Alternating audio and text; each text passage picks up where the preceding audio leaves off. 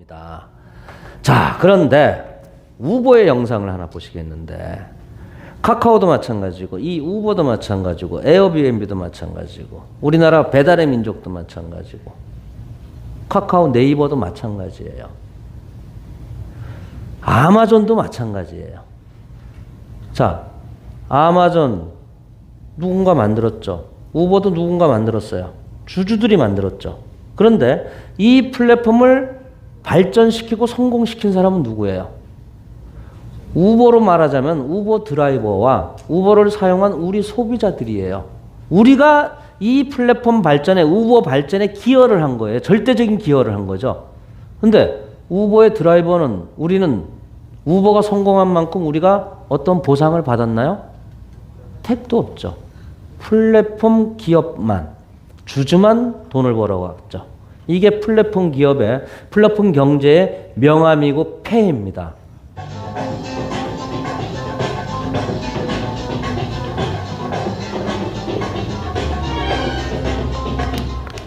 I lost $97,000 because of you. I bankrupt because of you. You dropped the prices on land. Yes, you did. $120.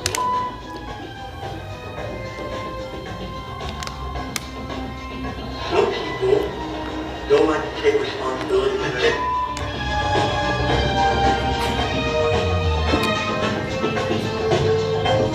자기 회사 키우려고 운임을 다운시켰어요. 그러니까 회사는 손님이 많아지면서 더 벌었겠죠? 그런데 우버 드라이버는 파산을 했어요. 뭐예요? 플랫폼 성공에 기여를 했는데 보상은 하나도 없다. 이게 플랫폼 경제의 문제점이란 얘기예요. 지금 플랫폼 경제. 지금 여기 있는 아마존, 알리바바, 유튜브, 에어비앤비, 페이스북, 우버. 유튜브에 콘텐츠 누가 올려요? 페이스북에 콘텐츠 누가 올려요? 우리가 올리죠? 누가 봐요? 우리가 보죠? 돈은 누가 벌어가요? 쟤네가 벌어가요. 마크 주커버그만 벌어가요. 이게 플랫폼 경제예요. 과거에는 어땠어요? 우리는 유튜브, 페이스북을 공짜로 쓴다고 희희낙낙하고 일일이 가서 사야 되는데 아마존에서 다 갖다 놓으니까 아 편리하구나 해서 갖다 쓴 것밖에 없는데 편리하다는 이유로 돈은 얘네가 벌어간다는 얘기예요. 과거에는요. 어떤 기업에 이 기업의 서비스나 상품을 내가 쓰려면은 돈을 지불했어야 돼요. 맞죠? 당연하죠? 플랫폼은요, 금방 말씀드린 대로 이 기업이 갖다 놓은 서비스나 상품을 사용하는데 거의 무료로 쓰거나 내가 편리하게 써요. 그래서 플랫폼이 성공하는 거예요. 그런데 돈은 누가 벌어가요? 얘가 벌어가죠. 그런데 앞으로 프로토콜 경제는 내가 이 기업이 갖고 있는 서비스나 상품을 내가 쓰는데 돈까지 받아요. 병원 가서 진료 받았는데 진료비를 내는 게 아니라 돈을 받고 나온다. 이야, 이게 말이 되나? 말이 되나? 이거예요. 이게 가능하려면은 내가 그 플랫폼 성공에 어느 정도 기여했는지 정확히 계량이 되고 측정이 되고 누군가가 위변조를 하면 안 돼요. 중앙체제가 있으면 안 된다는 얘기예요. 탈중앙이 돼야 된다는 얘기예요. 그래서 여기서 프로토콜 경제가 되려면 반드시 토큰 이코노미라는 설계가 나와줘야 됩니다. 토큰 이코노미는 뭐예요? 어떤 행동을 이끌어내기 위해서 보상을 주는데 어떤 행동? 자발적인 행동. 왜? 중앙 주체가 없어요. 월급을 주고 어떤 내가 여러분들한테 뭐를 주지 않아요. 중앙 주체가 없으니까 자발적으로 오게 만들어야 돼요. 자발적인 행동을 이끌어내기 위해서 토큰을 보상으로 주는 게 토큰 이코노미예요. 토큰 경제예요. 자, 이렇게 보세요. 여러분들이 이 토큰 이코노미 생태계 플랫폼입니다. KOK로 말하자면 플랫폼에 기여를 해요. 뭘로 기여해요? 플랫폼에 기여하는 방법은 여기서 발행하는 코인을 내가 사는 게 아니고요. 우리는 코인 안 팝니다. 내가 이 플랫폼의 암호화폐로 스테이킹이라는 서비스가 있어요. 바이낸스든 전 세계 거래소들이 다 하는 서비스예요. 돈을 암호화폐를 갖다가 고정시키고 맡기는 겁니다. 은행처럼. 그렇게 되면은 이 생태계 블록체인 네트워크가 튼튼해지고 쫀쫀해지고 강화가 돼요. 블록체인 네트워크에 내가 기여를 했죠. 기여한 만큼 토큰을 보상으로 받는 거예요. 자, 비트코인 네트워크에 여러분들이 참여를 하잖아요. 채굴자로. 누가 비트코인 네트워크에 참여하라고 했어요? 안 했어요. 여러분들이 자발적으로 참여를 하는 겁니다. 예. 내가 자발적으로 참여를 해서 비트코인 네트워크가 더 튼실해지면은, 해시파워가 더 강해지면은 뭘 줘요? 비트코인을 보상으로 주는 거하고 똑같은 개념이에요. 어렵지 않습니다. 내가 암호화폐로 이 생태계 스테이킹 서비스로 고정을 시키고 고정의 대가로 토큰을 보상으로 받아서 이 토큰을 가지고 암호화폐 거래소에 가서 현금으로 달러로 수익 실현할 수도 있고 이 안에서 다시 제품을 산다든가 쇼핑을 한다든가 영화를 본다든가 드라마를 본다든가 게임을 한다든가 생태계에 재기여를 해요. 재기여를 하면 다시 또 기여한 만큼 또 보상이 주어지는 거예요. 즉 토큰 이코노미는 한마디로 말해서 뭐다? 참 잘했어요. 선생이 숙제해오라고 강제하는 것보다 숙제를 해왔을 때 그 학생한테 뭔가의 보상을 주는 거예요. 뭐 청소를 면제를 해준다든지 어떤 이익을 준다든지 페이버를 주는 거죠. 그게 바로 토큰 이코노미예요. 그게 쉬운 거예요. 이 토큰 이코노미가 돼야만이 프로토콜 경제가 가능한 거예요. 자, 평범한 사람이 아니 우리 플랫폼에 참여한 모든 이들이 다 공평하게 균등하게 이 과실을 나눠 가지려면요. 이 사회가 투명하고 공정하고 분배가 정확해야 돼요.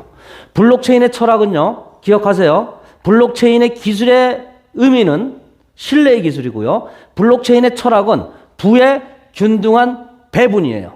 그 부가 균등하게 배분이 되려면 그 사회가 투명해지고 공정해지고 민주적이어야 돼요. 그래서 블록체인이 기술이 들어가야 되는 거고 그 세계에서는 법정화폐 원화나 달러를 사용하면 안 되고요. 반드시 수량이 고정된 금과 같이 한정된 수량의 토큰으로만 써야 됩니다. 그렇게 되면은 내가 토큰으로 보상을 받고 다시 생태계에 재기여를 하죠. 내가 받은 토큰의 가치가 점점 사용처와 사용자가 많아지면서 토큰의 가치가 올라가요. 이 생태계에 들어온 서비스 공급자, 상품 공급업자도 마찬가지예요. 토큰의 가치 상승으로 돈을 벌게 되는 겁니다. 이 토큰 이코노미만 보시면요. 여러분들이 이제 한 50% 이해가 되세요. 그런데 듣고 나면 또 잊어버려요. 이 사업은 처음 듣는 분들은 굉장히 생소하기 때문에 그거 얼마 넣으면 얼마 나오고 뭐 몇 달에 원금 찾고 동그라미 그래서 작대기 그려서 이렇게 피라미드를 그려주면 되지 뭐 이렇게 장황해. 그거 다 사기예요. 이 사업의 본질을 꿰뚫고 이해를 하셔야 돼요. 그런데 처음엔 생소하니까 어려워요. 그런데 한 번, 두 번, 세 번, 네 번 반복을 하게 되면 고개가 끄덕여집니다. 이거 나 이해할 수 있을 것 같아. 이거 되는 얘기 같아. 처음엔 말도 안 되는 얘기 같았거든. 그러니까 얼마큼 많이 들어야 돼요? 자기 나이 수만큼 들어야 돼. 꼭 나 그거 다 들었어. 오케이 나 알아.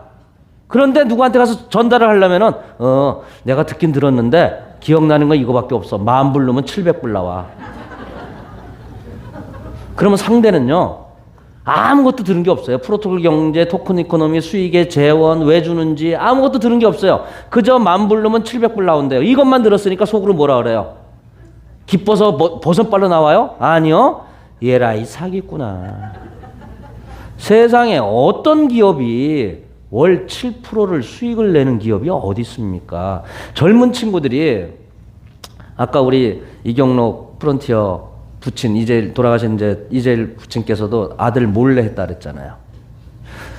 여러분들 중에서도 자식들 몰래 하시는 분들 많아요. 왜? 면박당할까 봐. 우리 기성세대들은 못 배운 세대들이에요. 나라를 키웠지만은 우리 자식 세대는 잘 배운 세대들이에요. 얘네들은 논리와 로직이 정확해요. 2030 세대는요. 그런데 이런 얘기를 딱 하잖아요. 엄마 아빠 뭐 하는 거야? 이런 게 뭐 토큰이고 뭐 어쩌고 뭐 이렇게 추천하면 다단계네. 코인 다단계네. 이렇게 나와요. 거기다가 월 7% 됐다 그래. 어떻게 전 세계 가장 유능하다는 헤지펀드가 연 20%를 못 넘겨줍니다. 그것도 리스크가 있는데도 불구하고 MIT, 하버드 나온 애들이 나온 헤지펀드가 수익률이 그래요. 그런데 KOK는 콕플레이는 무슨 용가리 통뼈야? 연 80%를 주게? 사기야 엄마. 돌려막기야. 이 말을 한단 말이에요. 그러면 그 말 들으면 맞는 것 같아요. 그러면 내가 제대로 공부를 해서 아들아 딸아 이게 아니고 이런 거야 정도는 해야 되는데 무조건 숨겨요.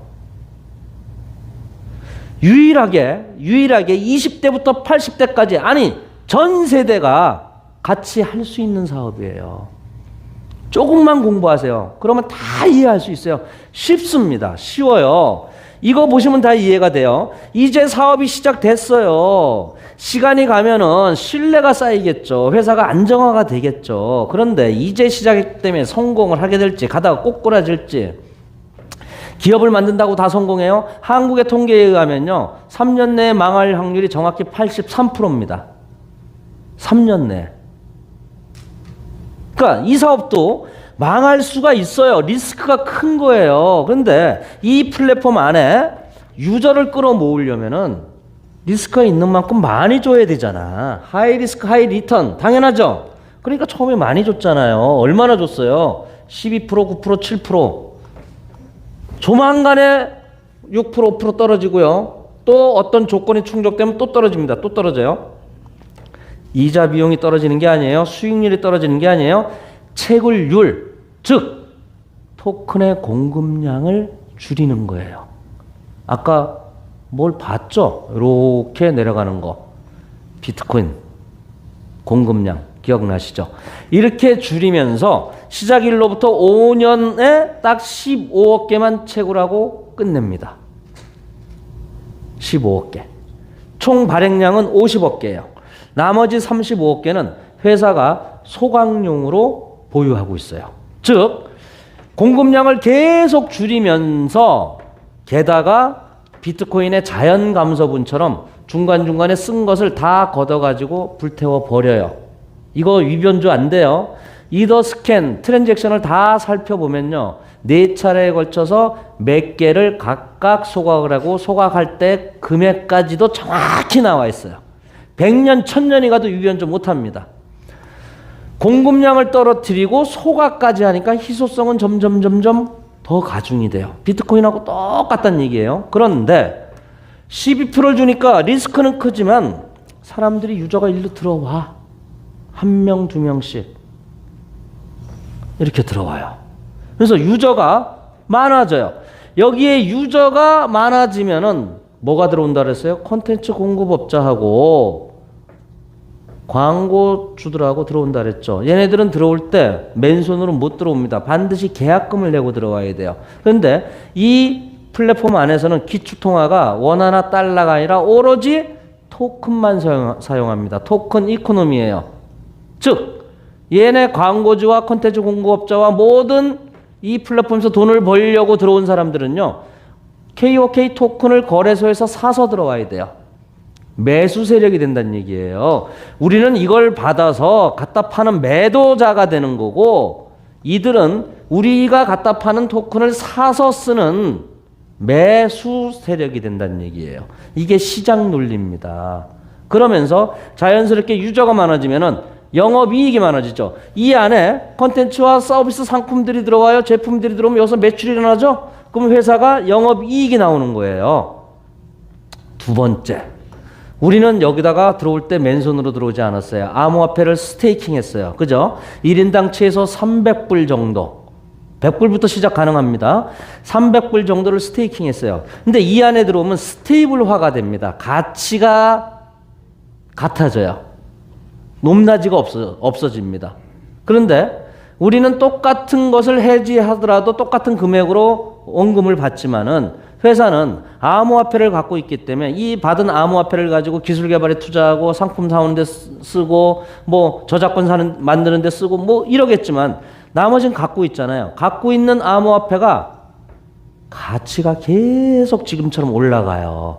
우리 시작할 때 비트코인이 한국 돈 800만 원도 안 했어요. 이더리움이 한국 돈 20만 원도 안 했어요. 지금 비트코인이 얼마예요? 한국 돈 6천만 원이고요. 이더리움이 400만 원이 넘었습니다.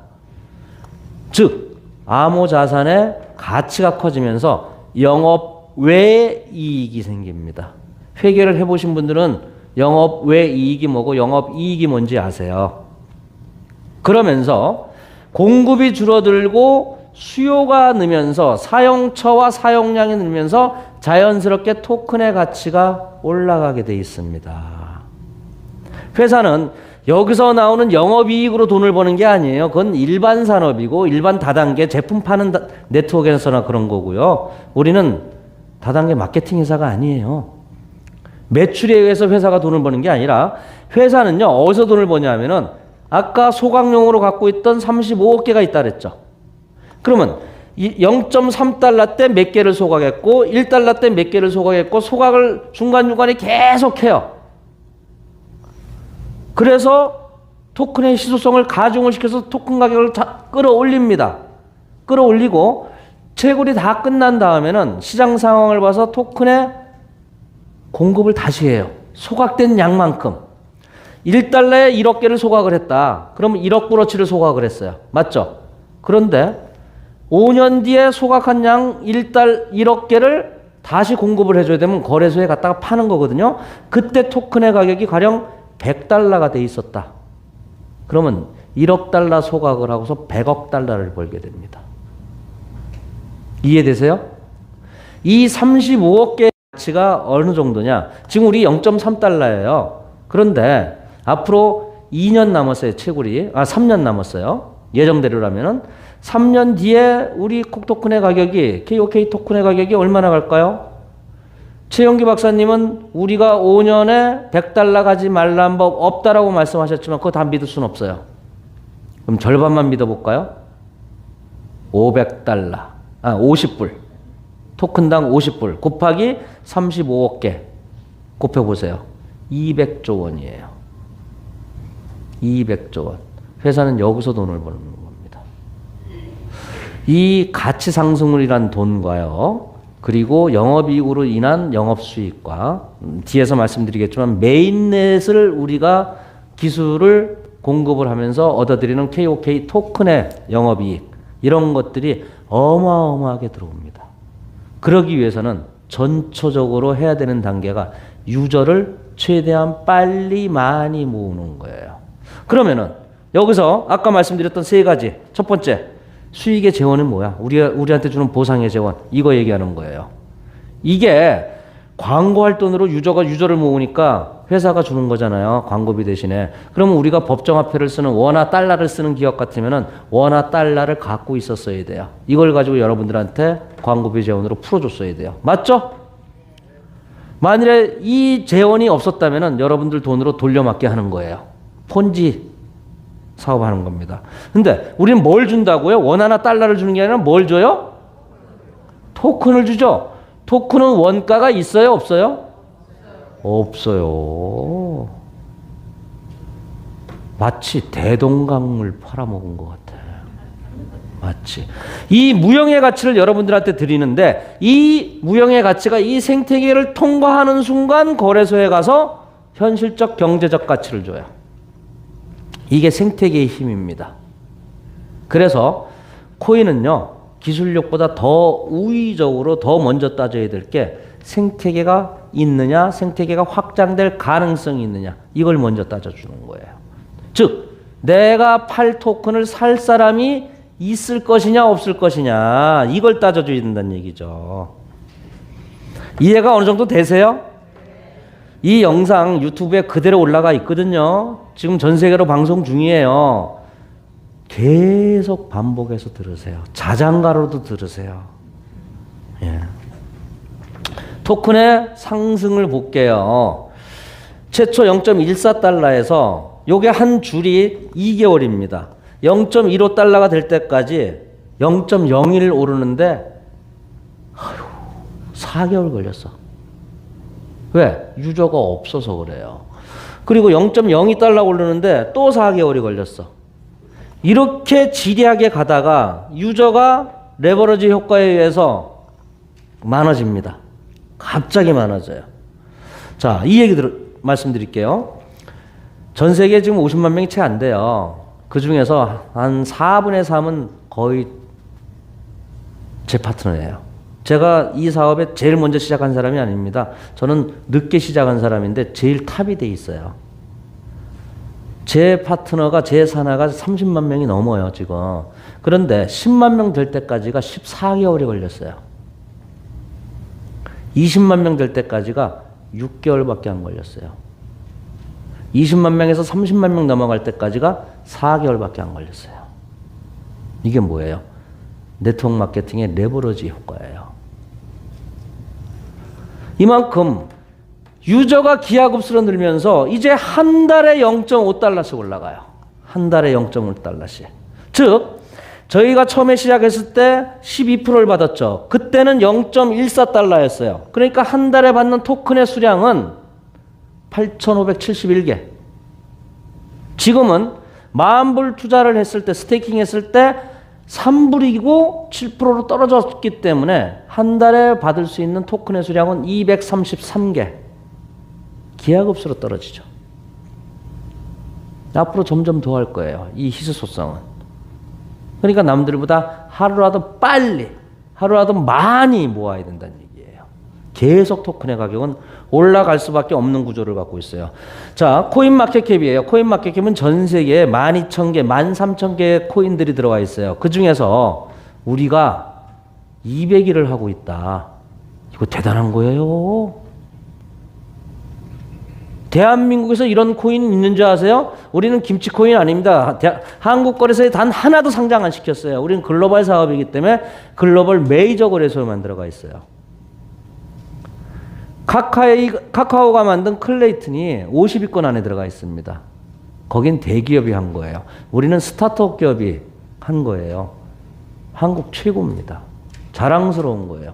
거기에다가 이 코인마켓캡에 12,000개의 코인들이 있는데요. 이 중에서 자체 메인넷 시스템, 자체 블록체인 기술을 갖고 있는 코인이 50종류밖에 안 돼요. 그 중에서도 50종류 중에서도 검증되고 제대로 수익을 남기는 데가 30군데 정도밖에 안 됩니다. 코인이. 나머지 12,000 중에서 50개를 빼놓고 나머지 회사들은요. 다 토큰이에요. 남의 기술 갖다 씁니다. 우리도 지금 토큰이에요. 남의 기술을 갖다 써요. 이더리움의 ERC20 기술을 갖다 씁니다. 자, 여기서 KOK 사업 하시는 분들 인출하실 때 아니면 우리 KOK 토큰을 누구한테 전송을 하실 때 트랜잭션을 하실 때 반드시 어떤 코인이 있어야 되죠. 이더리움이 있어야 되죠. 왜? 이더 기술을 갖다 쓰니까. 남의 땅에다가 내 집을 지었기 때문에 세를 내야 되는 거예요. 그 원리하고 똑같아요. 우리가 이더리움을 사서 지불을 해야 됩니다. 그러니까 이더 값이 계속 올라가는 거하고 똑같거든요. 근데 우리가 우리의 메인넷을 공개를 해서 우리의 기술로 트랜잭션을 하게 되면 지금까지 이더 재단에 줬던 그 기술료, 가스비를 우리가 몽땅 회수를 해요. 안 줘도 되죠? 이게 다 회사의 영업이익으로 들어가고요. 두 번째, 남이 우리 기술을 갖다 쓰게 됩니다. 가령 여기 LA 프로젝트가 나와서 LA 코인을 만들었다고 하세요. LA 토큰을 만들었어요. LA 토큰의 생태계를 조성하고 LA 토큰을 트랜잭션하고 전송을 하고 송금을 해야 되면은 반드시 우리 기술을 갖다 쓰게 되면은 KOK 코인을 사서 가스비로 우리한테 지불을 해야 됩니다. 이거 어마어마한 돈이에요. 이 영업이익으로 가스비 수익과 그 다음에 컨텐츠 영업이익, 광고 수입 이런 걸로 5년 뒤, 앞으로 3년 뒤부터 채굴이 끝나면 채굴 보상은 없어지고 여기서 나오는 이러한 이익을 가지고 여러분들한테 보상으로 드려요. 그러니까 자꾸 여기 와서 듣는 얘기가 5년이면 마케팅이 끝나나요? 5년이면 이제 안 주나요? 이런 얘기를 하세요.